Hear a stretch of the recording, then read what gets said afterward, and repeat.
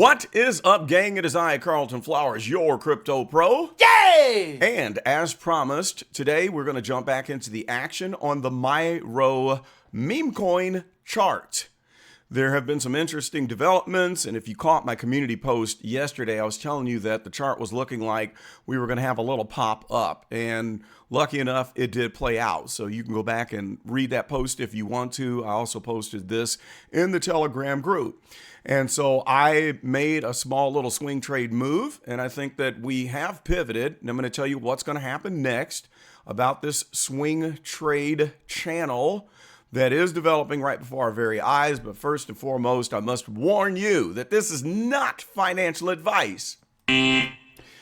All right, let's just keep it real here for the people who are floating in here who haven't watched my videos and think that it's my life's mission to post about the MYRO meme coin, and this is my first video ever on the YouTubes. Go away. If you're here to drop negative comments about MYRO's a scam, MYRO's done, if you can't input something that is intelligent into the comment section, then get out. This video is not for you. Actually, this is an open group, but it's for the people who have been with me for a long time and some of the great new folks that have just joined the group. Woo! I'm not here to put on. I'm not here to entertain you. I'm not here for any other purpose but for our own education on how to look at the charts and trade. So I'm going to have a sip of coffee and we'll give a chance for all of the idiots, morons, and keyboard warriors to leave the room.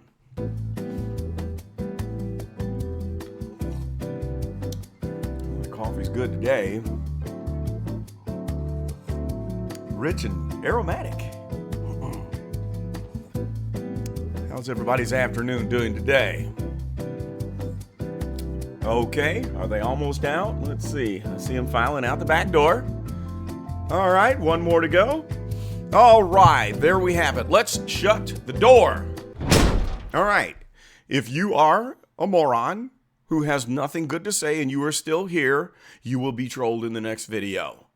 You've been warned, and I will delete all of your comments if they pop up in the comment section. Let's get started. So here we are on the 4-hour chart, and we see an impending crossover. So we had this nice little run. This is the first move of what could be the reversal in trend. All right.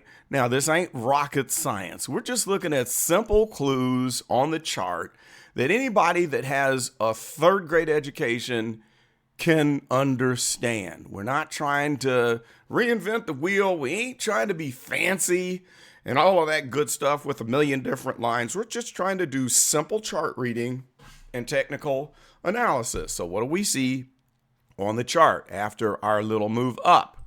What do you notice on here? So here's the move up, okay?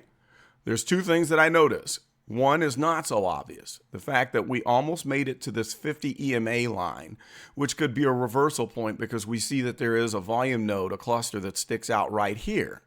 Okay. The next thing that we see is a stochastic that is in the oversold zone, or overbought, I'm sorry, above the 80 line. And we have an impending crossover of the %D and %K lines. Those are the oscillators. All right. And when you have a crossover in the oversold zone or the overbought zone, it usually indicates a reversal. Now, we're on the 4-hour chart, so it's not a reversal on the macro. This is a reversal on the micro. What does that mean? I'll tell you what it means. On the micro, let's look back in history and notice that you have a downward move and then the stochastic goes to the bottom, like right here, okay? And then you have a little upward move. And then we have a peak. It didn't get all the way up to the top, but it reverses. We go down. You have a stochastic bottom. I teach this on all of my videos. Watch the peaks and watch the bottom points of the stochastic oscillator. So then we move up. We have a little peak right here. I don't know why I'm drawing arrows. It's kind of funny. And then we go down, and then we had the little FUD attack here where we had an extended period of time where we stayed down here in the oversold zone. And then we have this final little crossover right there, and then we move all the way up. That's on the micro. But on the macro, the overall trend of what you were seeing up until the point of the big thing that went down, with the Twitter and all that, overall, this was a downward trending trading channel. Do you see that? See how it just bounces between those lines? And so what we might have now, and this is too early to tell, but I'm thinking that it's going to play out this way, is the beginning of an upward trending trading channel. So while you have an upward trending trading channel, you're going to bounce around between these lines where you go up and you go down, and you go up and you go down. But overall, we're trending upwards, okay? So that's what the 4-hour chart is telling me. Now, I had the original 1,000 that I bought at 10 cents. Then I bought the dip at 5 cents right down here, when everybody was going bananas. That's a great time to buy. And so I went ahead and bought 1,000, and then I just sold that 1,000 for, I think, like 9 cents right here. And we might continue going upward, but one thing you gotta do is learn how to cash in the chips and take a profit every now and then. Now, sure, $50 on MYRO, it's not big. But hey, folks, I'm not rich, okay? And I'm still learning, even after doing this for 7 years in crypto. And when you get yourself in the good habit of buying and selling on these swing channels, then you could knock it out of the ballpark when the big moves happen with certain projects. There's a coin called Self-Key. And while I was swing trading a few years ago, after the 2017 peak, I bought Self-Key at 0.002, and I was swing trading it between that and 0.004. And then I sold out of another project that I pulled a 10x on. I decided to roll a couple $1,000 into several different things, and I bought maybe $400 of Self-Key, and then it rode all the way up to, I think, 1.5 cents, something like that, 2 cents. At any rate, I sold out of that for $2,400, okay? And it was because I was in the practice of taking these little swing trades, and I took that $2,400 and put it into OMI, which boomed, and then now it's been a big disappointment. But the point of the story is I'm getting the practice in, all right? Now, where are we going from here? Let's look at a few things. On the 1-hour chart, we see that we've been bouncing around in the overbought zone here, and that's why I sold my little bag, and it still went up a little higher. I sold right here, which is, not bad. And there's a crossover here. It could stay up here and continue to move up, but it looks like we have a node right here above this node, which is the the point of control, POC. And I had a gentleman who asked me to explain the POC in my last video in the comments. The point of control is the balance point. Think balancing, where you have an equal amount of nodes above that balances the weight of the nodes below. And this is the average node with the most trading volume. On the bars down here on this histogram, this is how much is bought and sold at a specific time frame, like, 1 hour, all right? But up here, it's how much is bought and sold at a specific price point. So this is where we know that the trading bots have triggers, because whenever we get to these nodes, there's a lot of trading activity. Now, let's jump to the 1-day chart. So there's the 1 hour. We did the 4-hour, impending crossover. Looks like this is still bullish here. We've got solid green on the histogram. It could roll over. It could go higher. But on the 1-day, this is looking pretty good. On the 1-day, this is a gorgeous chart. I like charts like this. Volatility. This is where it gets fun. We see that we have a possible end of the previous downward trending trading channel. See, here's the down channel. Like that. I'm going to draw these on here for you. We had this previous upward trending trading channel. And what happens when you get to the peak, you have a pivot. So this is a pivot point. and then we swing down for a while, bouncing up and down, and now we're below the 50 EMA, and it looks like it's trying to find it. Now, a couple videos ago, I talked about this little red box.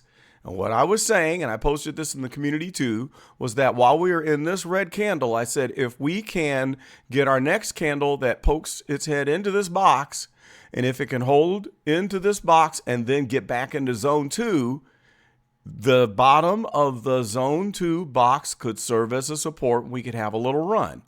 That played out. Okay, I got lucky on that one. I mean, the crystal ball was working well. Now, the 50 EMA is probably going to serve as a resistance first, and then it's going to flip to support. And so my prediction is that we could possibly, jump back down into the zone 2 box. So since we blew into zone 2 again, it might be a little test where we say, hey, is the bottom of zone 2 support? And it might be. And then we're going to move up. And we're going to test the 50 EMA line. Now, there was a smart aleck that was saying, you don't know the difference between an EMA and an SMA. Okay, did you see this right here? Let's look over here. What does this say? That says EMA, exponential moving average. And it doesn't make a hill of a beans difference because, number one, it's over most people's heads. And number two, I don't care what you call it. I've been using it for years. And I figured out a way to make it work for me. So the nerds who want to get extra technical with the way I was trying to simply explain how this EMA works, just go away. Just go away. And let's focus on the chart and focus on trying to get some gains. All right? So back to the topic. What we might see is the beginning of an upward trending trading channel, and it will look something like this. Okay, here we go. All right, and that's where we trend up, and this could get really fun. And the confirmation will be if this zone 2, the top of zone 2, could become the base of support or the base of zone 2. Either one. So it's either going to bump, let me clear all this out. It's either going to come down and bounce from the bottom, or it's going to touch and bounce from the top of this. And again, it might not work out that way, but what are we looking at? We're looking at this as evidence, and this is evidence. Notice that we went from solid red bars on the histogram to the nice little light red bars on the histogram. That indicates a reversal. We also have a curling up of this here line, the blue line. It's curling on up. It might come on up like that there and cross right on over. And if that crossover happens, that's a bullish indication. And it means that we might go whoop and start to trend upward. So all in all, I think this will be fun to swing trade. And now that we've had everyone that has sold out at the bottom and the scare is over, and hopefully people made profits that sold out or got shaken out by the scare, and it's all good. The people who were plugged into all of the drama might need to get out of it and just move on. And that's a healthy, good thing, because when you get too overly involved in the emotions and the drama and conflict, it takes your eyes off of the chart. I don't care if the MYRO development team are playing tiddlywinks, eating ice cream cones, and whistling Dixie. I don't care. All right? Right now, it seems that this is safe enough. It's a fair launch project. Yeah, it was a disappointment that they didn't get on Binance. But the fact that it's fair launch, that we have this nice chart that is giving us these easily predictable moves, that's enough for me to play with. All right. Coming up soon, I'm going to do a video on Bitcoin, on Solana, and on Caspa. And I'm going to show you why the Bitcoin and Solana action could affect our action here. And it could wreck our chances of, or shorten this upward trending trading channel that is forming right now. But it will present yet another opportunity to possibly buy at the bottom. 2024 is going to be a long year. We're not in the bull run yet. It might be a bull market, but this isn't the real run. So expect reversals. Expect a lot of FUD. Expect downtrends. Expect corrections in Bitcoin that will flow over into all of the rest of the alts.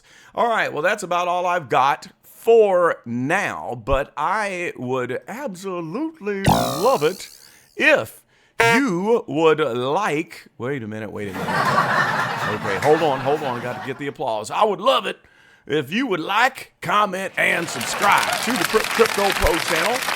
If you would like to donate to the cause, you may do so with the giving of the super thanks, or you may join my group that I will be developing. I'm working out all the details right now, and it'll be somewhere around $50 to $100, depending on how much work I put into it. I'll let you decide, and it's not going to be like all of the other groups out there. I am going to be giving swing trading training, technical chart training, and giving trading ideas and giving you the due diligence, the information that I dig up on the projects that will allow you to have several choices of different things that, where did my face go? I turned myself off. Different things that you can swing trade or invest in for the bull run. I turned myself off. All right, I'm done. I got to go eat some lunch, and I'll be back soon with another video. Let's get rid of that. Dang it. I'm all over the place today. Let me get my act together so I can cut myself out of this video. This is Carlton, and I am out.